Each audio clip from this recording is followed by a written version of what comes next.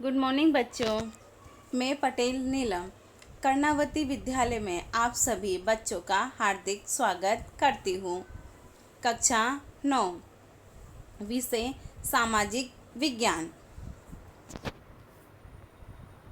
जिसमें पाठ 2 प्रथम विश्व युद्ध और रूस की क्रांति, जिसमें आज हम लोग प्रथम विश्व युद्ध की घटनाएं के बारे में जानकारी प्राप्त करेंगे कि प्रथम विश्व युद्ध में कौन कौन से परिणाम हुए थे और उसके दौरान कौन कौन सी घटनाएं घटी थी।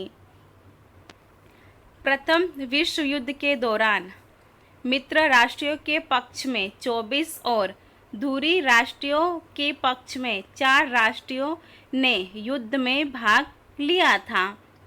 बच्चों, प्रथम विश्व युद्ध के दौरान मित्र राष्ट्र के पक्ष में 24 और दूरी राष्ट्र के पक्ष में 4 राष्ट्रों ने युद्ध में भाग लिया था। जर्मनी ने शुरुआत में यूरोप में उल्लेखनीय विजय प्राप्त की। युद्ध के प्रारंभ में ही जर्मनी ने शुरुआत में ही यूरोप पर विजय प्राप्त की थी। फ्रांस की सेना को उसने नष्ट कर डाला। उस युद्ध में जर्मनी ने फ्रांस की सेना को नष्ट कर डाला, उसे पराजय कर दिया। उसने भयानक सबमरीन युद्ध करके मित्र राष्ट्रों के अनेक जहाज़ों को डुबा दिया। युद्ध के दौरान भयानक परिणाम स्वरूप अनेक जहाज़ों को डुबा दिया समुद्र में।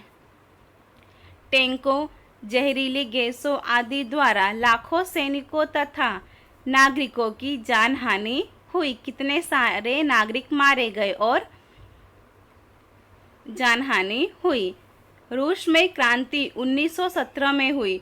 रूस में कब क्रांति हुई? 1917 में क्रांति हुई, इसीलिए रूस युद्ध से पीछे हट गया। जर्मनी उस समय खूब शक्तिशाली था। जर्मनी उस समय क्या था? खूब शक्तिशाली देश था, अधिक बलवान था। उसने एक अमेरिकी स्टीमर को डुबा दिया था। जर्मनी ने क्या किया था? उस समय में एक अमेरिकी स्टीमर को समुद्र में डुबा दिया था, जिसमें अमेरिका के 147 सैनिक डूब गए। परिणाम स्वरूप अमेरिका मित्र राष्ट्रों के पक्ष में शामिल हुआ। इसके साथ पनामा, ग्रीस, क्यूबा, चीन और श्याम जैसे राष्ट्र मित्र राष्ट्रों के पक्ष में जुड़ गए। इससे मित्र राष्ट्रों की शक्ति में वृद्धि हुई, क्योंकि उनके पक्ष में अनेक देश आ गए। अमेरिकी सेना के समक्ष जर्मन सेना नहीं टिक सकी। अमेरिका के सामने क्या हुआ? जर्मन सेना टिक नहीं सकी। समग्र युद्ध का पासा पलट गया। कुर्ती तथा मित्र राष्ट्रों की शरण में आ गए। उन्होंने अपनी पराजय स्वीकार कर ली। जर्मन सम्राट केसर राज सत्ता छोड़कर भाग गया।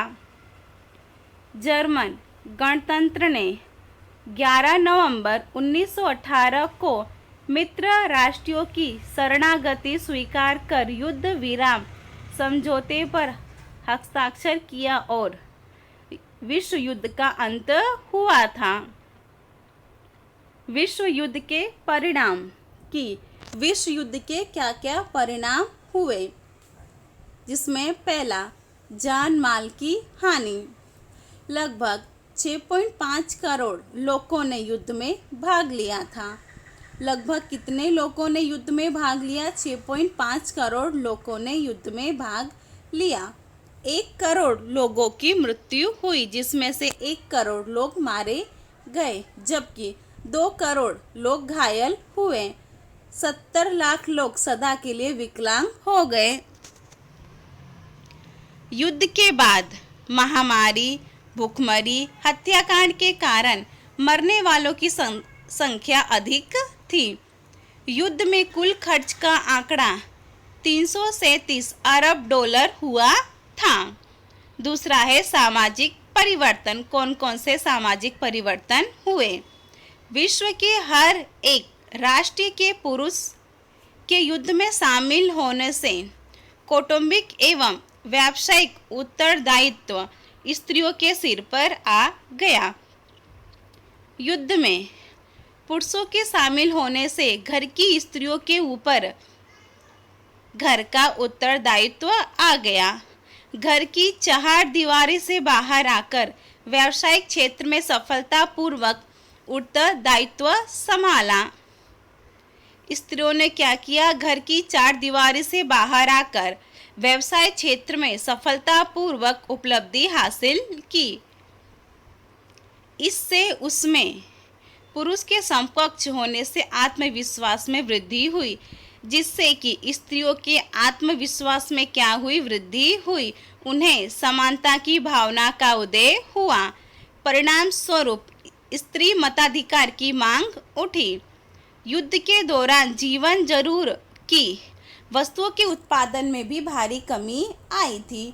इसके अभाव स्वरूप बेरोजगारी, भूखमरी, हड़ताल, तालाबंदी आदि समस्याएं शुरू हुई।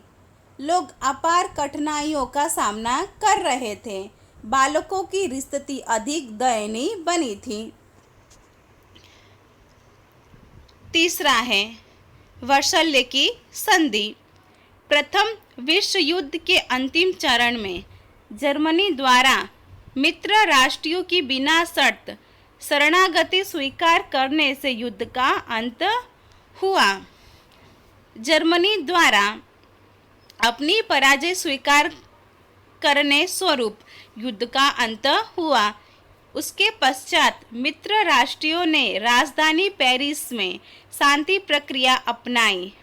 उसमें 58 कमीशनों की रचना हुई और 145 बैठकें आयोजित की गई। शांति प्रक्रिया के अंतर्गत पेरिस शांति सम्मेलन में जर्मनी के साथ जो समझौते किए गए वे वर्साले के शीश महल में किए गए, जो कि पेरिस में स्थित था।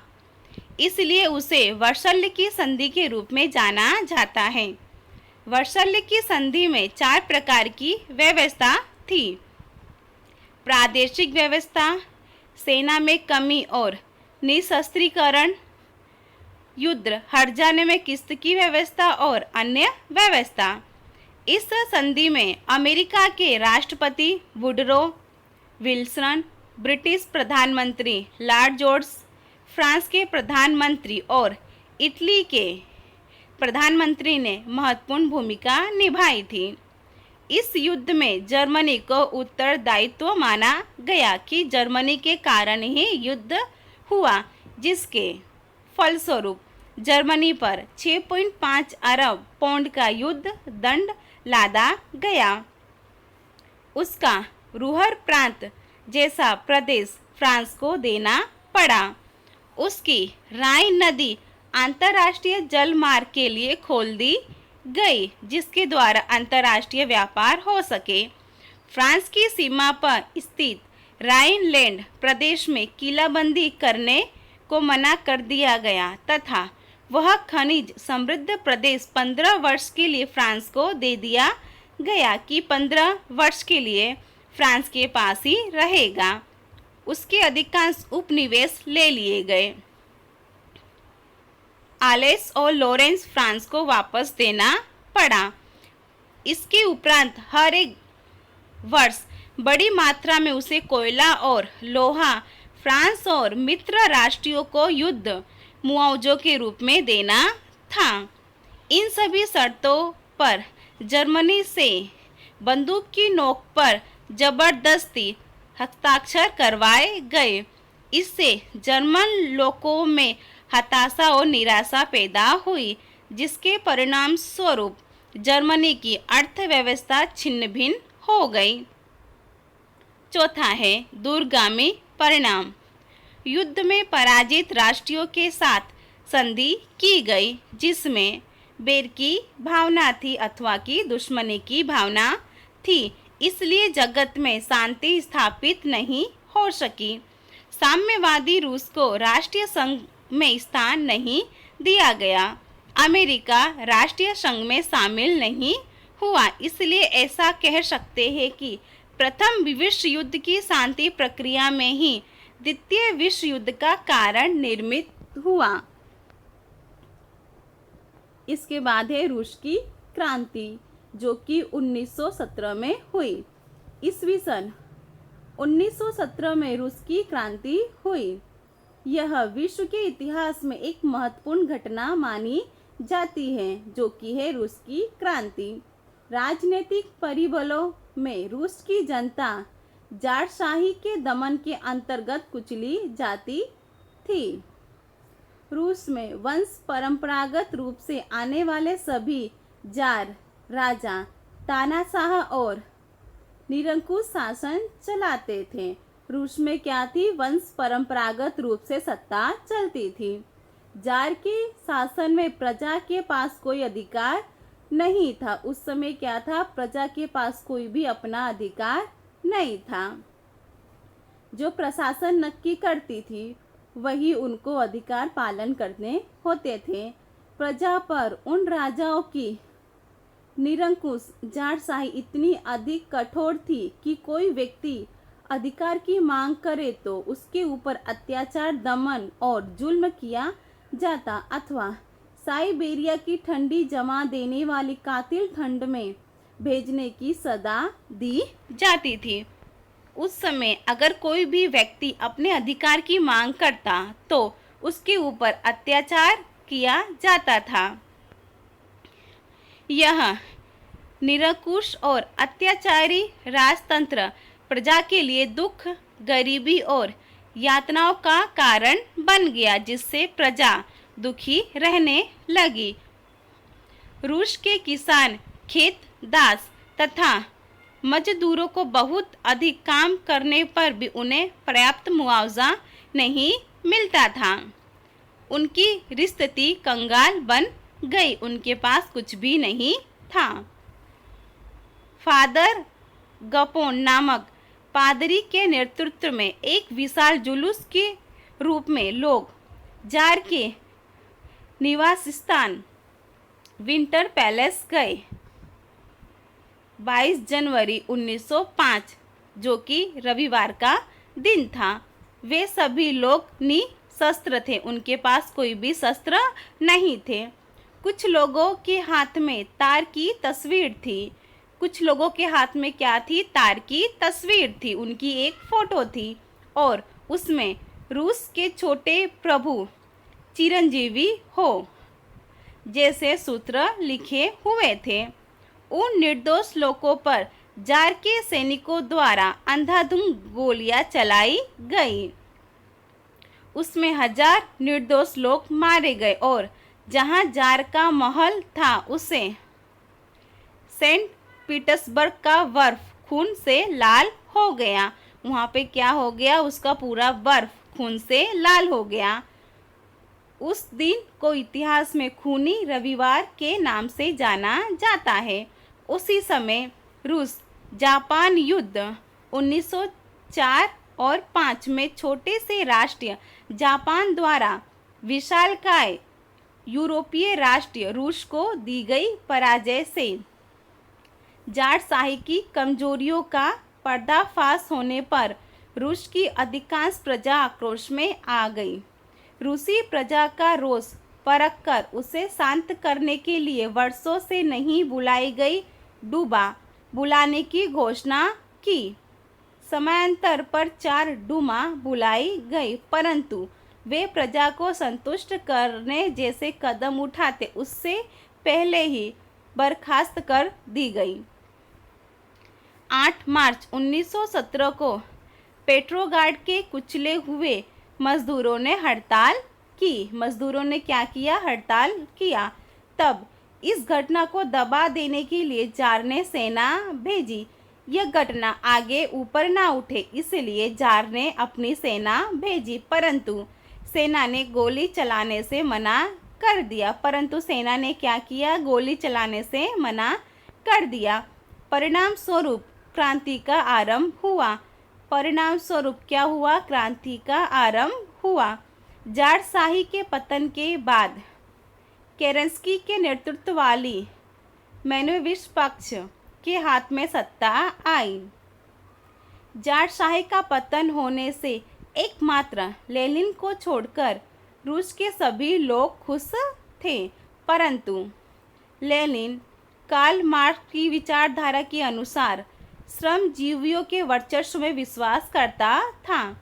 परिणाम स्वरूप उसने बोल्शेविकों को मोर्वेशिकों के विरुद्ध उकसाकर नवंबर 1917 में अंतिम क्रांति करके सत्ता प्राप्त की, जो समाजवादी क्रांति के रूप में जानी गई। इस तरह 300 वर्ष पुराना शासन जारशाही अब समाप्त हो गया। 300 वर्ष के इतिहास में रूस पहली बार जार विहीन बना। विश्व शांति के लिए प्रयास, कौन कौन से प्रयास किए गए ताकि विश्व शांति हो सके? राष्ट्रीय संघ। विश्व युद्ध की भयानकता ने विश्व के देशों को विश्व शांति की अनिवार्यता समझाई और उसके लिए अंतर्राष्ट्रीय संगठन की आवश्यकता समझ में आने पर विश्व शांति की दिशा में सक्रिय रूप से विचार करना पड़ा। प्रथम विश्व युद्ध की भयानक तस्वीर ने अन्य देशों को विश्व शांति की समझ दी। अमेरिका के राष्ट्रपति वुडरो विल्सन ने राष्ट्रीय संघ की स्थापना में विशेष योगदान दिया। वुडरो विल्सन के 14 मुद्दों को आगे रखकर पेरिस शांति प्रक्रिया में 10 जनवरी 1920 को राष्ट्रीय संघ की रचना की गई। राष्ट्रीय संघ के उद्देश्य की राष्ट्रीय संघ के कौन कौन से उद्देश्य थे, जिसमें पहला है अंतर्राष्ट्रीय शांति की सुरक्षा की व्यवस्था करना, यानी कि अंतर्राष्ट्रीय स्तर पर शांति और सुरक्षा हो इसकी व्यवस्था करना। दूसरा, प्रत्येक राष्ट्र द्वारा अन्य राष्ट्र की अखंडता बनाए रखना। प्रत्येक राज्य या राष्ट्र अपने राष्ट्र की और अन्य राष्ट्र की शांति की अखंडता बनाए रखे। तीसरा, युद्ध नीति का त्याग करना। चौथा, अंतर्राष्ट्रीय संबंध विकसित करना। पांचवा, अंतर्राष्ट्रीय झगड़ों का शांतिपूर्ण ढंग से या मध्यस्थता द्वारा हल निकालना। यदि कोई राष्ट्रीय संघ या मध्यस्थता की अवहेलना करे तो उसे बागी राष्ट्रीय घोषित करना।